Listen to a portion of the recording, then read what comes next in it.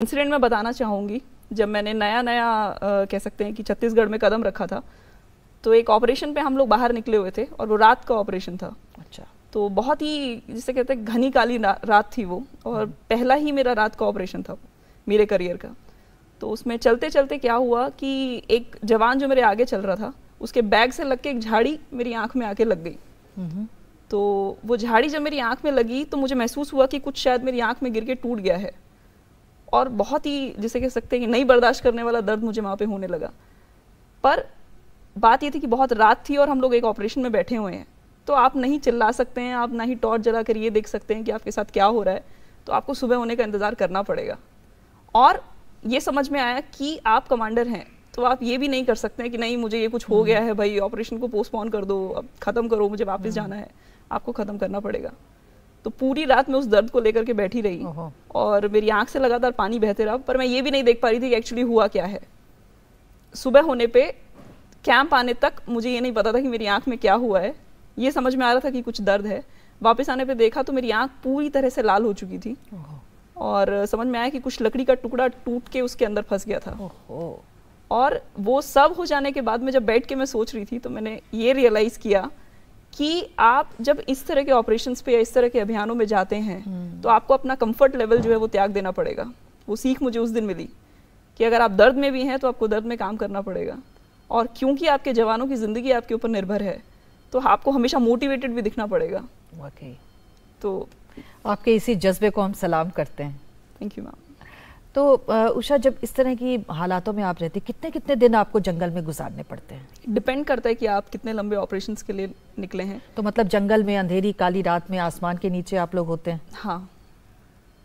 न खाने का पता है, न वॉशरूम का पता है। हाँ। बीइंग अ लेडी, किस तरह की दिक्कत स्पेशली आपको आती होगी वहाँ? खैर, वॉशरूम का एक इशू हम बोल सकते हैं कि है, पर उसको फील्ड में जाकर के आप इशू नहीं बताएंगे, क्योंकि आप ये नहीं एक्सपेक्ट कर सकते हैं कि अगर आप लेडी हैं और अगर आप ऑपरेशंस में अपनी मर्जी से जा रही हैं वो भी, तो आप ये चाहें कि सरकार आपको जगह जगह पे वॉशरूम्स बना करके देगी या क्या बोलते हैं सुलभ शौचालय बना करके दे देगी जहाँ आप जा सकते हैं। ये थोड़ी चीज़ें आपको कॉम्प्रोमाइज़ करनी पड़ेंगी वहाँ पे। तो इसको कॉम्प्रोमाइज़ करना भी नहीं कहेंगे, it's part of your job basically. तो जब आप रात को सोते हैं तो क्या बिछा कर सोते हैं? एक प्लास्टिक शीट। अभी इसी फील्ड में है जी। तो कोबरा बटालियन में ही उनसे आपकी मुलाकात होगी और आपने जी हाँ शादी कर ली? जी हाँ, छत्तीसगढ़ में ही उनसे मुलाकात हुई। मेरे हस्बैंड डॉक्टर हैं। अच्छा, तो डॉक्टर होने के नाते तो वो तो ऑपरेशंस में नहीं रहते होंगे? नहीं, ऑपरेशंस में नहीं रहते हैं। वो हेडक्वार्टर्स में रहते होंगे? जी। तो मतलब आप ऑपरेशंस में और वो हेडक्वार्टर्स में, तो लोग कहते नहीं है कि उल्टा होना चाहिए था? लोग एक्चुअली कहते हैं कि थोड़ा ये रोल रिवर्सल हो गया है। हाँ। क्योंकि और इसके पीछे एक बहुत बड़ा रीजन ये भी है कि लोग इमेजिन नहीं करते कि लड़की जो है वो डॉक्टर या टीचर बनने को छोड़ करके कुछ और भी कर सकती है। हाँ। तो अब लड़की ऐसे फौजी वर्दी पहन करके बाहर निकल गई है, तो ये तो बड़ा ही अजीब सी बात है, ये कैसे हो सकता है? हाँ। और वो भी एक डॉक्टर ने उससे शादी कर ली। हाँ। तो डॉक्टर तो हमेशा डॉक्टर ढूंढेगा ना, वो क्यों ऐसी लड़की से शादी करेगा? हाँ। तो ऐसे है।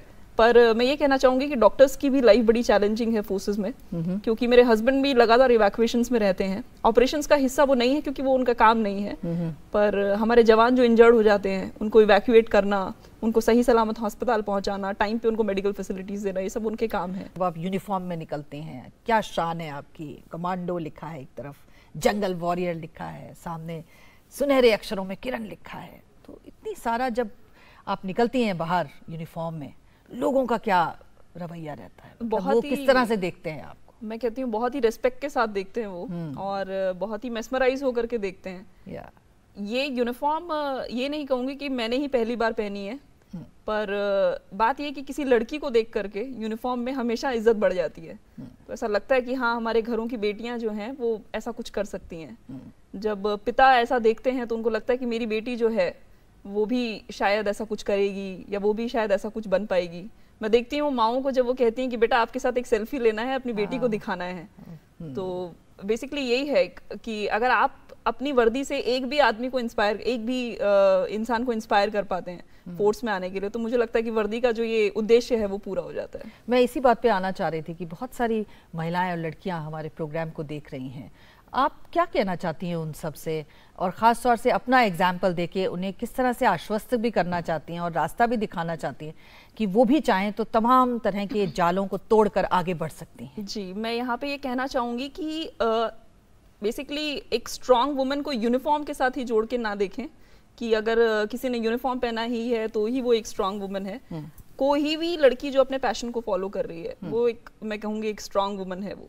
तो अगर आपका इच्छा है कि आप यूनिफॉर्म सर्विसेज की तरफ आना चाहती हो तो आप जरूर आइए, ये it's a wonderful field to join. अगर आप एडवेंचर लविंग हैं और आपको चाहिए जिंदगी में कुछ नया नया हर वक्त, तो आप जरूर आ जाइए यूनिफॉर्म सर्विसेज में। बहुत अच्छी जगह है ये, और मैं बहुत खुश हूँ अपने यूनिफॉर्म को लेकर के, अपने प्रोफेशन को लेकर के। तो जो भी यहाँ पे आएगी, बहुत मैं कह सकती हूँ कि उसको लगेगा कि उसने जिंदगी में कुछ हासिल किया है।